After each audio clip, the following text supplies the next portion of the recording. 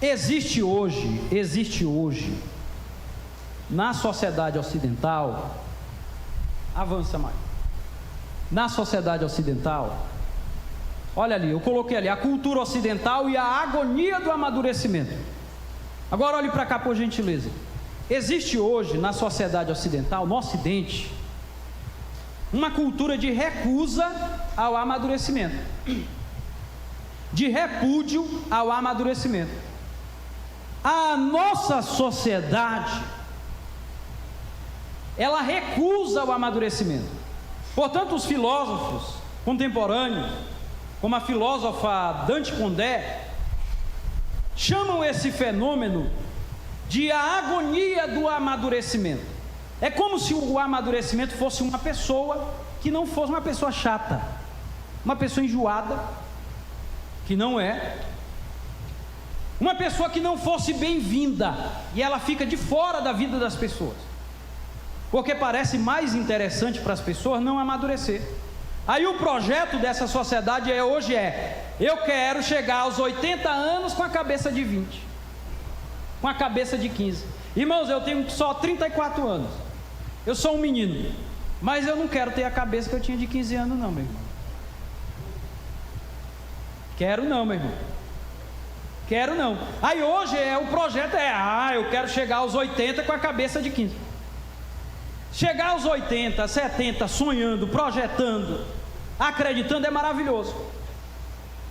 Mas o tempo se prolongar e a pessoa não amadurecer, porque ela rejeita amadurecer, é algo perigoso. Então olhe para a sociedade de hoje, os valores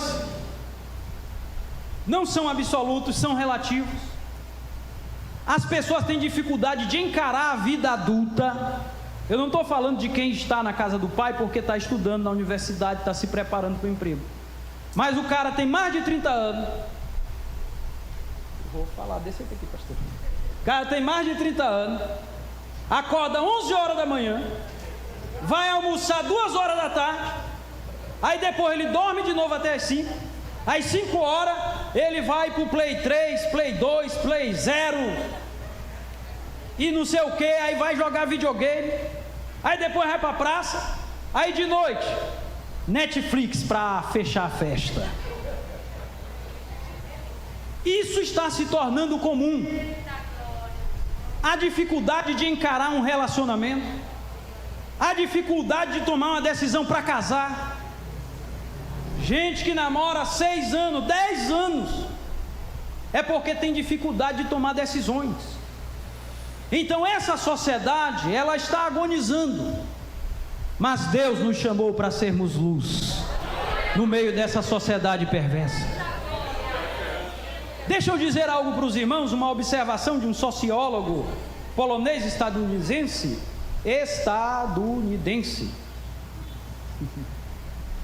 Tá certo, né?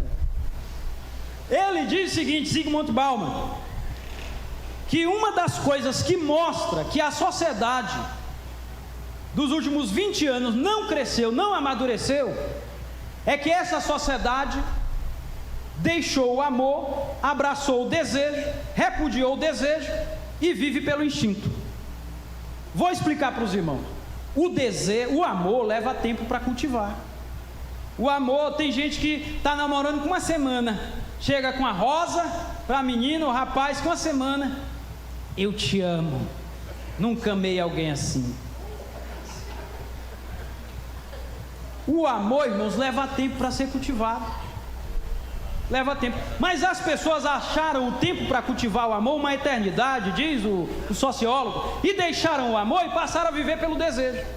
O desejo é o seguinte, quer consumir aquele objeto, é como se a pessoa fosse um objeto e quer consumir aquilo para si. Mas o desejo tem que ser alimentado. Ele é mais rápido que o amor, mas tem que ser alimentado. Mas para a sociedade de hoje, leva tempo para alimentar o desejo. Então o que a sociedade de hoje faz?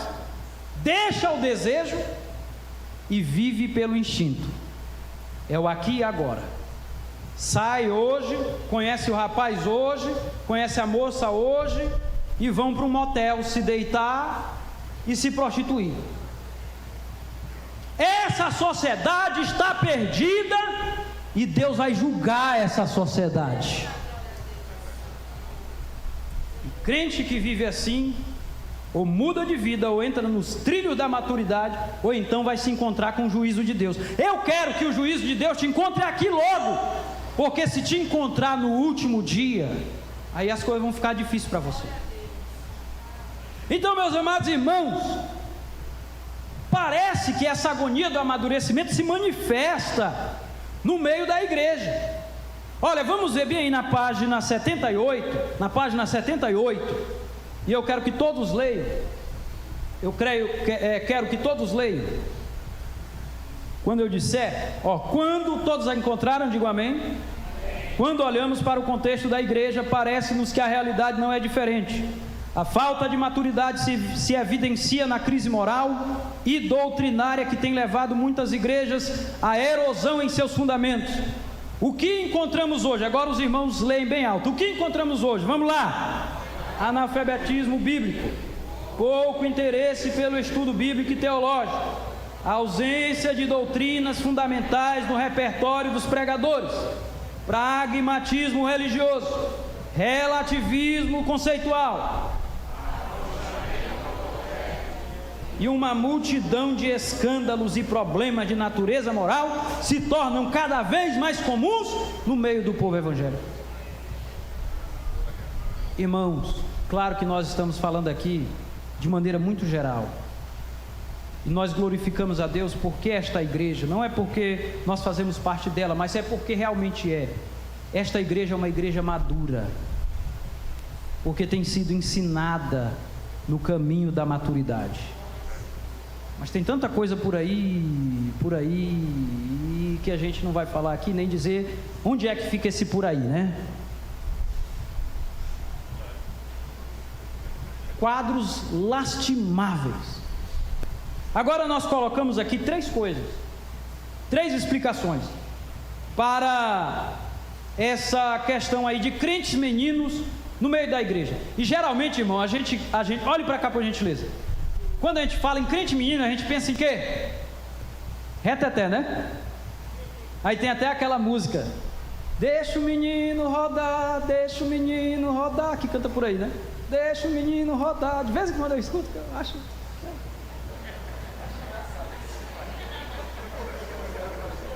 Só serve para sorrir, gente. Eu escuto porque eu acho engraçado.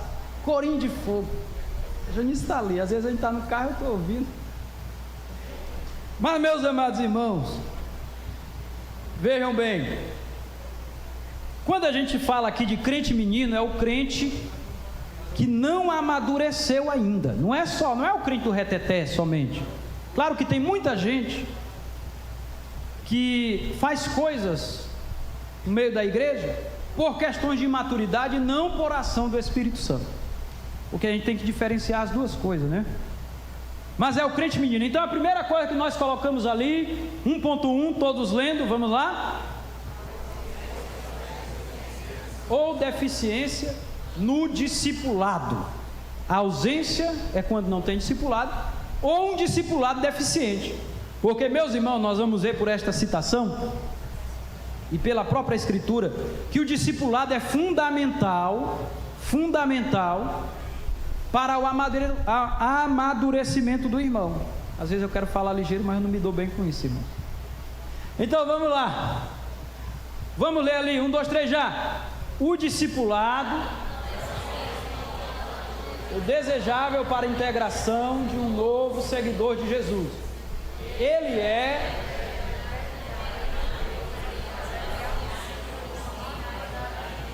rumo à maturidade em Cristo. É o discipulado. Por isso a ênfase da igreja aqui no discipulado. Porque sem discipulado, nós não vamos ter crentes maduros. Crentes crescendo, se aperfeiçoando.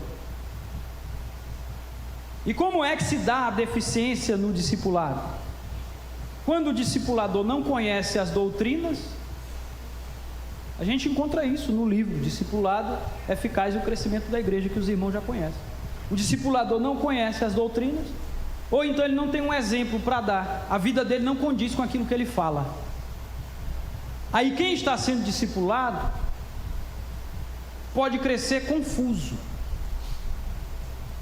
Então, uma das razões para isso, ou a grande razão para tanto crente menino e imaturo no meio da igreja, é a ausência do discipulado. Mas vamos para frente. 1.2, o que diz ali? Pouca firmeza doutrinária. Olha, 1 Coríntios capítulo 3, abra a sua Bíblia rapidamente. Abra a sua Bíblia rapidamente. 1 Coríntios capítulo 3, depois nós vamos ler aquele texto ali. 1 Coríntios capítulo 3. Irmãos, pouca firmeza na doutrina. Gente que ao invés de se firmar na rocha da doutrina, está afundando na areia movediça dos movimentos, das seitas, dos misticismos que existem por aí,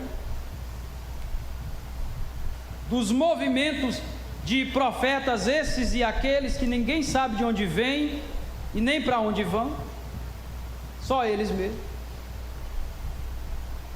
Então olha, Paulo escreve aos Coríntios, vamos ler todos juntos, por gentileza. 1, 2, 3 já. E eu, irmãos, irmão, bem forte, irmão, bem forte, irmão, é firmeza, irmão, é firmeza na doutrina, irmão. 1 Coríntios capítulo 3, a partir do versículo 1, vamos lá, 1, 2, 3 já.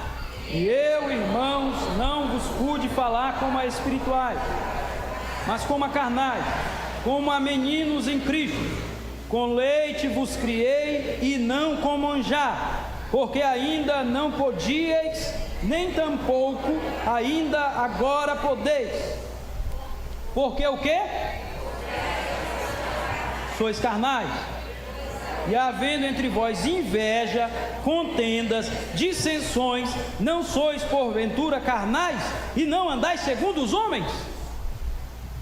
Olha, irmãos, Paulo está escrevendo aos coríntios, está chamando os coríntios de carnais e está dizendo: vocês são meninos, meninos em Cristo. É claro que essa igreja de Corinto era uma igreja relativamente nova. Era uma igreja relativamente nova. Mas a advertência de Paulo mostra que já era para eles terem crescido na fé, se não se tornando gigantes, mas estarem em um processo de desenvolvimento, de aperfeiçoamento, crescendo. Eles não estavam crescendo, eles ainda eram meninos. Paulo fundou essa igreja. Paulo, na sua segunda viagem missionária, ele passou 18 meses em Corinto, pregando, militando, falando do evangelho naquela grande cidade com 500 mil habitantes, e ele deixou uma igreja ali estabelecida. Mas quando ele está em Éfeso, ele recebe notícias que os irmãos não estavam suportando as influências da vida social do povo, porque aquela sociedade era uma sociedade apodrecida sexualmente. Havia ali o templo da deusa Diana, e com milhares de prostitutas cultuais. Havia um porto ali em Corinto, vinha muito marinheiro, e aquele templo era o lugar onde eles frequentavam para se prostituir. E havia prostituição entre irmãos da igreja. O templo de Apolo era próximo de Corinto. Lá os homens se reuniam, homens com homens, se reuniam para orgias sexuais em culto a Apolo. Então essa igreja, irmãos, ela estava sendo pressionada por tantas influências, e muitos irmãos confusos. Havia heresia no meio da igreja, como a heresia do gnosticismo. Havia uma dificuldade de entender a Santa Ceia. Mas nesse texto aqui, em especial, Paulo aponta para um problema muito sério, que eram dissensões, eram divisões, partidarismo. Então Paulo diz: olha, vocês são carnais, vocês são meninos.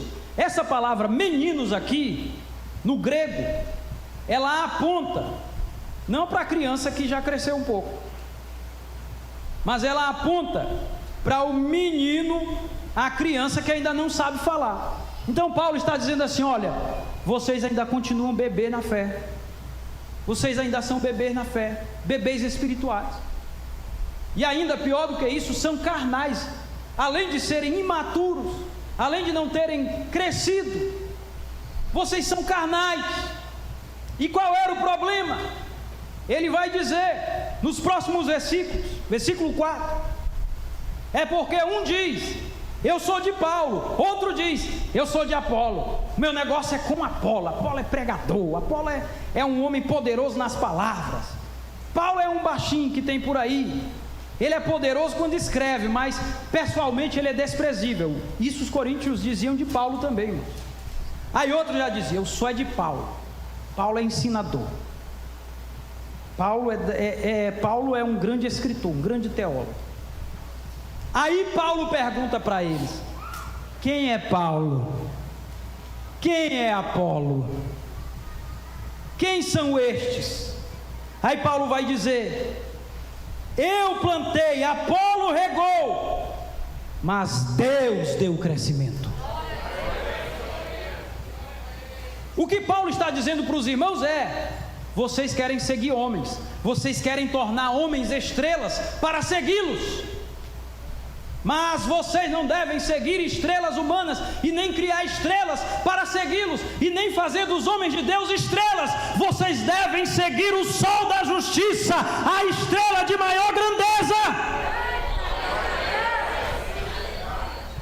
Irmãos, eu quero dizer aos irmãos, com todo o temor e tremor que eu estou aqui desde o começo até agora, nervoso, que aqui sempre é dia. Diga assim: aqui sempre é dia. Aqui nunca é noite, irmãos. Porque quando está de noite, você sai lá fora, tem um bocado de estrela, uma brilha aqui, outra brilha ali, outra brilha lá, as estrelas tudo brilhando. Mas quando você sai de dia, nessa galáxia só brilha a estrela de maior grandeza. A casa de Deus, a igreja, não é o lugar de estrelas, porque aqui é dia, e quando é dia, as estrelas não brilham, só o sol brilha. Quem brilha aqui é Jesus. Quem brilha aqui é Jesus. Quem brilha aqui é Jesus. Tu quer brilhar mais do que os outros? Aqui não é lugar, aqui não é lugar. Quem brilha aqui é Jesus, Jesus, Jesus, Jesus. Aleluia! Amanda lá bacana, lá baixando, lá barra, Maria Manahaya. E Ele está brilhando aqui esta noite. E essa igreja entende isso, porque não precisa de muitos famosos para a igreja se reunir para ouvir a palavra de Deus. Essa igreja se reúne para ouvir seus pastores, seus ensinadores. Sabe por quê, irmãos? Porque quem brilha aqui é Jesus. Oh, glória a Deus! Oh, glória a Deus! Oh, glória a Deus! Irmãos, eu vou dizer uma coisa: eu me encanto com a humildade dos irmãos que ensinam nessa igreja, os pastores, os mestres, os pastores mestres, os ensinadores, porque a gente os vê com muita humildade, pessoas simples. São pessoas que, isso é gente que compreende o que é o Evangelho, é gente madura, que cresceu e Deus preparou para ensinar a sua igreja.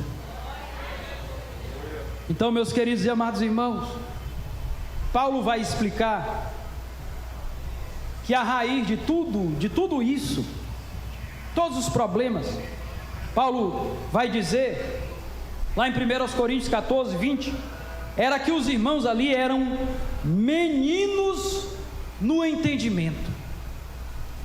Meninos no entendimento, eles não tinham firmeza doutrinária, eles estavam atrás de sabedoria humana, eles estavam em busca de sabedoria de homens. Então, tinha aqueles que diziam: eu sou de Paulo, tinha aqueles que diziam: eu sou de Apolo, outros diziam: eu sou de Cefas. Aí tinha um que dizia: eu sou logo é de Cristo. Aí era o pior, porque queria ser maior do que os outros. Esses aí todos são fracos, eu sou é de Cristo, o maior. Se orgulhava disso. diante dos outros. Então, essa expressão meninos é usada aqui por Paulo num sentido negativo, porque em outros momentos, na Escritura, ela é usada num sentido positivo. Por exemplo, 1 Pedro, capítulo 2, versículo 2, mas nós não vamos abrir aqui. Por exemplo, Jesus também fala das crianças é o reino de Deus. A Bíblia diz que nós devemos ser como meninos, mas na malícia. Então, há um uso positivo, mas aqui Paulo faz um uso negativo. E ele também faz este mesmo uso em Efésios, que é o texto que está aqui. E eu coloquei ali só o versículo 14, que não sejamos mais o que, irmãos? Meninos inconstantes, porque o menino é inconstante. O menino se deixa levar muito facilmente por proposta, por presente, por doce. Não tem aquela expressão como tomar doce de criança.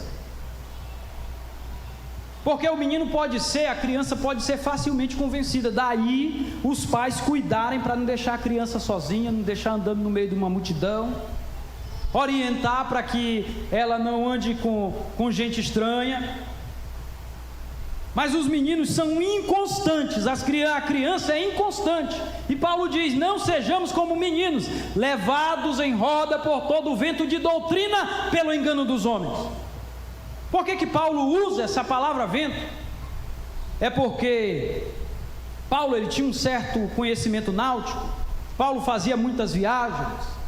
Então ele sabia que um navio ou um barco, ele poderia facilmente perder o rumo dentro de uma tempestade, poderia ser levado pelos ventos da tempestade. Então o apóstolo Paulo está ensinando os Efésios, que pelas epístolas a gente percebe que os Efésios eram mais maduros que os coríntios. Está ensinando eles o seguinte: não se deixem levar pelas tempestades e vendavais dos movimentos estranhos à doutrina. E meus amados irmãos, tem gente, irmão, que tem uma facilidade para se deixar levar por movimento. Basta surgir um profeta que vem de fora, um profeta novo. Onde está o profeta? Irmão, tu não está sabendo.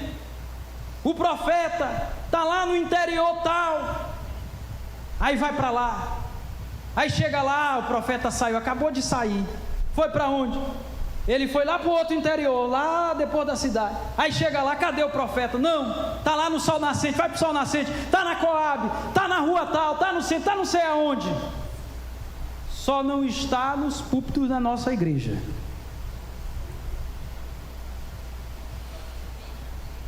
Mas em reuniões, olha, irmão, isso aqui é muito sério.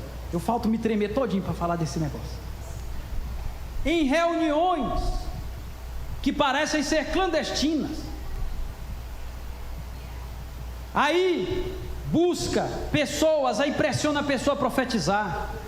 O profeta já está um mês fora de casa.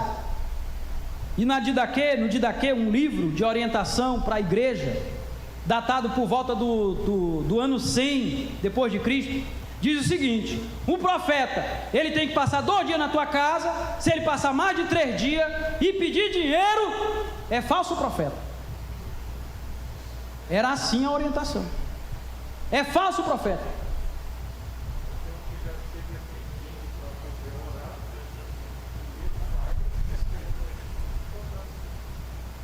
Aí o pastor está dizendo: tem um que chega pedindo, né? Já chega pedindo. Já coloca. Cobra antes de orar. E até com a maquininha. Não, mas é verdade mesmo. O pastor João está dizendo aqui, é verdade mesmo. Eu já vi. Com a maquininha. O irmão está passando por uma dificuldade.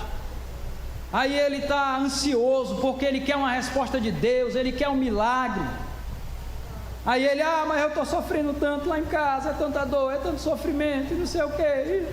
O profeta, ore por mim. Mas a oração aqui é R$400. E Deus vai fazer o milagre. E pode ir atrás, que na semana que vem ele vai colocar o triplo na tua conta. Aí o irmãozinho recebe a oração, fica alegre. Aí o milagre, aí depois o milagre não aconteceu. Aí ele vai na conta, 0.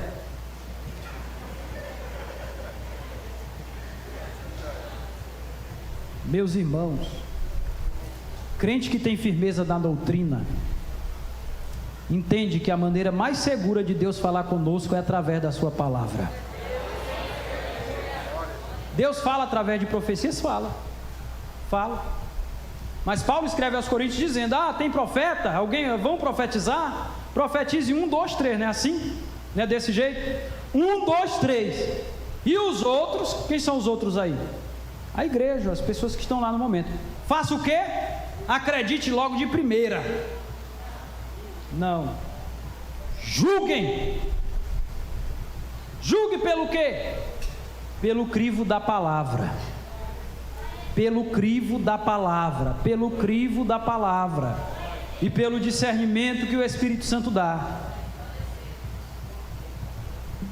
Mas nós, em nome de Jesus, não somos destes. Porque nós estamos aqui para ouvir a palavra, a doutrina. E a doutrina, irmãos, ela goteja, ela desce como orvalho, ela desce como a chuva. E onde ela chega, ela vai gerando vida, ela vai gerando vida, ela vai vivificando. Por isso, meu amado e querido irmão, essa igreja, este ministério, está colocando Bíblia em você, está colocando Bíblia em ti. É a semana inteira, é Bíblia na segunda, é Bíblia na terça, é Bíblia na quarta, na quinta, na sexta, no sábado, todo dia. Para que você cresça, para que você avance, para que você amadureça.